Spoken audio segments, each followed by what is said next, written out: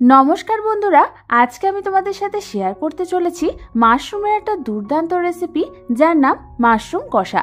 তোমরা যারা মাশরুম খেতে ভালোবাসো তারা একবার এই রেসিপিটা অবশ্যই ট্রাই করে দেখো। এটা বাড়িতে বানিয়ে নেওয়া যেমন সহজ, তেমনি এর স্বাদ হয় কিন্তু দুর্দান্ত। তাহলে চলো এটা বানাতে আমাদের ঠিক কি কি লাগছে সেটা দেখে নিই। আর আমি সুস্মিতা তোমাদেরকে আমার চ্যানেল ইয়ামিস বাংলাতে স্বাগত জানাই। এই রান্নাটার জন্য আমি এখানে 400 গ্রাম মতো বাটন মাশরুম নিয়ে নিয়েছি। এবার প্রথমে ওই মাশরুমের মধ্যে দিয়ে দেবো কিছুটা পরিমাণ জল। তারপর ওই জল দিয়ে আমাদের মাশরুমগুলোকে ভালো মতো ধুয়ে নিতে হবে। তোমরা দেখো আমাদের ভালো মতো মাশরুমগুলো ধোয়া হয়ে গেছে। এবার এই জলটাকে ফেলে দিয়ে আমাদের একটা করে মাশরুম নিয়ে সেটাকে ছুরির সাহায্যে অর্ধেক করে কেটে নিতে হবে। তোমরা দেখো আমাদের সমস্ত মাশরুমগুলোই অর্ধেক করে কাটা হয়ে গেছে। এবার এই সমস্ত কেটে নেওয়া মাশরুমগুলো আমি একটা বড় বোলের মধ্যে ট্রান্সফার করে দেব।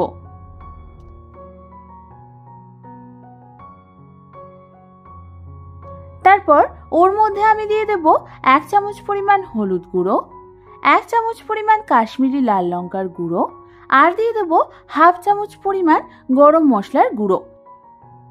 এবার আমাদের এই সব মশলাগুলোকে মাশরুমের গায়ে ঠিক এইভাবে ভালো করে মাখিয়ে নিতে হবে।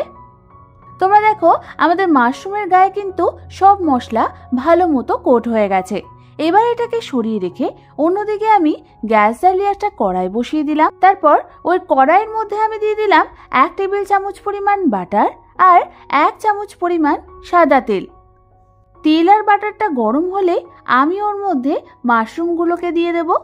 মাশরুমগুলো দেওয়া হয়ে গেলে আমি ওর মধ্যে দিয়ে দেব 1 চামচ পরিমাণ নুন। নুন দিয়ে আমাদের মাশরুমগুলোকে ভালো মতো নাড়াচাড়া করে নিতে হবে। তারপর আমাদের এই মাশরুমগুলোকে মিডিয়াম ফ্লেমে ভেজে নিতে হবে প্রায় 3 থেকে 4 মিনিট ধরে। 3 থেকে 4 মিনিট পর তোমরা দেখো আমাদের মাশরুমগুলো নরম হয়ে গেছে আর ওর থেকে জল বেরিয়ে এসেছে। এবার আমি এই জল শুদ্ধ মাশরুমটাকে একটা অন্য পাত্রে ট্রান্সফার করে নেব। তারপর ওই কড়াইয়ের মধ্যে আমি দিয়ে দেব 2 টেবিল চামচ পরিমাণ সাদা তেল। তারপর ওর মধ্যে আমি ফোড়নের জন্য দেব 3টে এলাচ, 2টো লবঙ্গ আর 1খানা দারচিনি। এবার ফোড়নটাকে হালকা হাতে একটু নাড়াচাড়া করে নিয়েই আমি ওর মধ্যে দিয়ে দেব 2খানা মিডিয়াম সাইজের ঝিরিঝিরি করে কাটা পেঁয়াজ। এবার এই পেঁয়াজটা দিয়েও আমাদের মিডিয়াম ফ্লেমে পেঁয়াজটাকে প্রায় 2 থেকে 3 মিনিটের জন্য হালকা করে ভেজে নিতে হবে। 2 থেকে 3 মিনিট পর পেঁয়াজটা যখন হালকা নরম হয়ে আসবে তখন আমি এর মধ্যে দিয়ে দেব 1 টেবিল চামচ পরিমাণ আদা রসুন বাটা। আদা রসুন বাটাটা দিয়েও আমাদের মিডিয়াম ফ্লেমে এটাকে আরও 2 থেকে 3 মিনিটের জন্য ভালো মতো ভেজে নিতে হবে, যাতে আদা রসুনের কাঁচা গন্ধটা চলে যায়। 2 থেকে 3 মিনিট পর আমি এর মধ্যে দিয়ে দেব 1খানা মিডিয়াম সাইজের পেস্ট করে রাখা টমেটো, আর দিয়ে দেব 1 চামচ পরিমাণ হলুদ গুঁড়ো, 1 চামচ পরিমাণ ধনে গুঁড়ো, 1 চামচ পরিমাণ কাশ্মীরি লাল লঙ্কার গুঁড়ো, 1/2 চামচ পরিমাণ গোলমরিচের গুঁড়ো, 1খানা কুচনো কাঁচা লঙ্কা, আর দিয়ে দেব 1 চামচ পরিমাণ চিনি। এবার আমাদের এই মশলাগুলোকে মিডিয়াম টু লো ফ্লেমে ভালো মতো কষিয়ে নিতে হবে যতক্ষণ না এর থেকে তেল ছেড়ে দিচ্ছে। বেশ কিছুক্ষণ পর তোমরা দেখো আমাদের মশলা থেকে ভালো মতো তেল ছেড়ে দিয়েছে। ঠিক এই সময় আমি ওর মধ্যে দিয়ে দেব ভেজে রাখা মাশরুমগুলোকে। মাশরুমগুলো দেওয়ার পর মশলাটার সাথে মাশরুমগুলোকে আমাদের ভালো মতো নাড়াচাড়া করে নিতে হবে।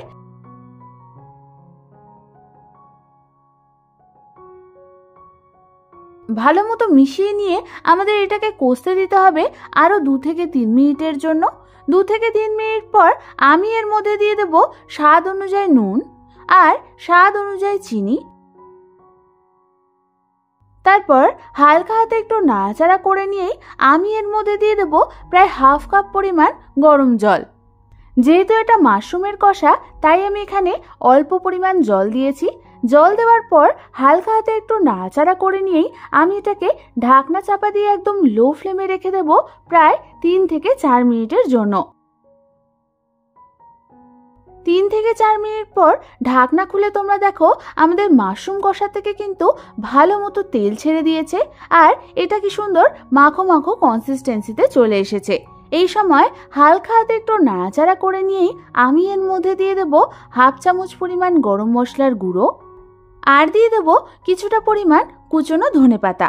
গরম মশলার গুঁড়ো আর ধনেপাতাটা দিয়ে হালকা হাতে একটু নাড়াচাড়া করে নিলেই তৈরি হয়ে যাবে আমাদের দারুণ স্বাদের মাশরুম কষার এই রেসিপিটা। এবার শুধু গরম গরম সার্ভ করার অপেক্ষা। এই মাশরুম কষাটা কিন্তু ভাত, রুটি, পোলাও, ফ্রাইড রাইস সবকিছুর সাথেই দারুণ লাগে খেতে। তাহলে আর দেরি না করে বাড়িতে যে কোনো একদিন এই মাশরুম কষার রেসিপিটা অবশ্যই ট্রাই করে দেখো। আশা করি তোমাদের খুবই ভালো লাগবে। আমার চ্যানেলে মাশরুমের আরও অন্য রেসিপিও রয়েছে, তোমরা দেখতে চাইলে চ্যানেলে গিয়ে দেখে নিতে পারো। আর এই রেসিপিটা ভালো লেগে থাকলে একটা লাইক করে দিও। আর এরকম দারুণ দারুণ রেসিপি আমার কাছ থেকে আরও পেতে হলে আমার চ্যানেলটাকে সাবস্ক্রাইব করতে একদম ভুলো না। তোমাদের যদি কোনো রেসিপির রিকোয়েস্ট থাকে সেটাও আমাকে কমেন্টসে জানিও, আমি অবশ্যই তোমাদের সাথে শেয়ার করব। আজ তাহলে এ পর্যন্তই, আমি আবার চলে আসবো তোমাদের কাছে নতুন কোনো রেসিপি নিয়ে।